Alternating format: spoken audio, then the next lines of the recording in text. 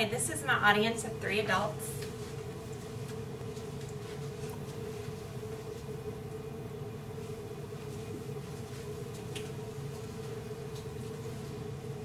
In an emergency situation, your quick and responsive action could mean the difference between life and death for someone. You might have an idea of how to deal with a minor injury, but how prepared would you be, though, if you were at the scene of a life-threatening situation? I recently obtained my First Aid and CPR certification. Knowing First Aid and CPR is valuable information. In those all-important minutes during an emergency, the key is knowing what to do, remaining calm, and deciding to take action. Every home should be equipped with a first aid kit. This has the necessary supplies that you need in case of an emergency. Imagine someone close to you has fallen and is unconscious and there is no one else around. What would you do? Perhaps call 911? That is the first step, although that may not be enough. The fact is, how you respond during those first few minutes may be vital to the person's survival. For most emergencies, there is a simple and effective procedure to follow. First Aid and CPR courses can teach you how to prevent, prepare, and recognize. I will be discussing these 3 points: knowing the basics of first aid, the importance of CPR, and the importance of proper training and being prepared in the case of an emergency. Knowing the basics of first aid is the immediate help given to a person of injury or sudden illness until appropriate medical help arrives.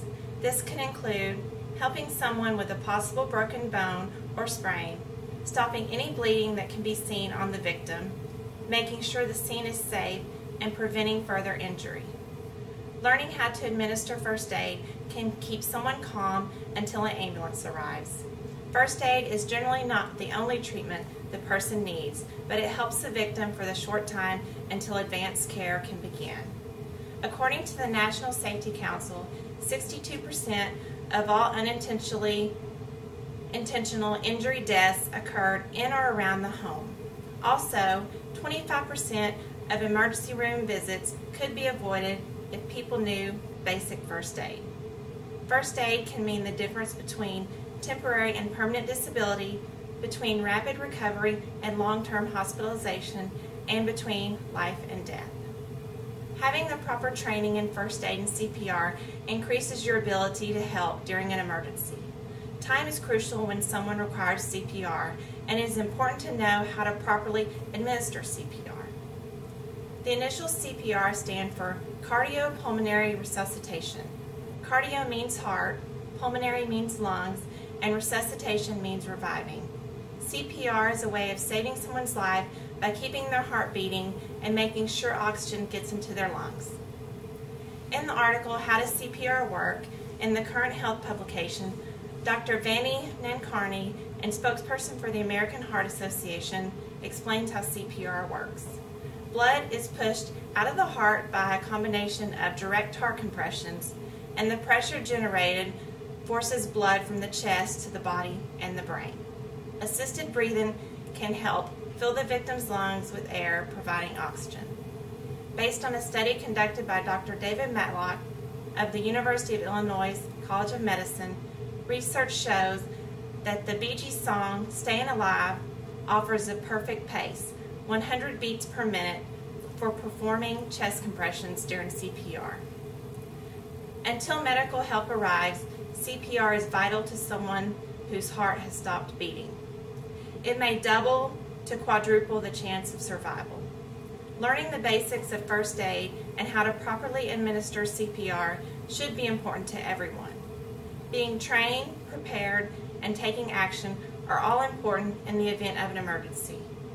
First aid and CPR training teaches you the proper methods and procedures for treating burns, wrapping sprains, applying splints, performing the Heimlich maneuver, and the proper techniques of CPR. Despite our best intentions, accidents do happen, so you should always be prepared. Most injuries happen in our home and community. The top 5 accidents according to the National Safety Council are car crashes, falls, poisoning, drowning, fires, and burns. Regardless of the situation, during an emergency, minutes are vital.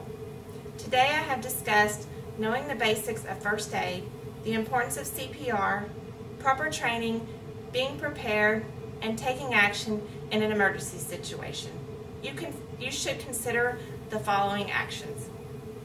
Purchasing a first aid kit to keep at home and at your work so you're always equipped with the proper supplies.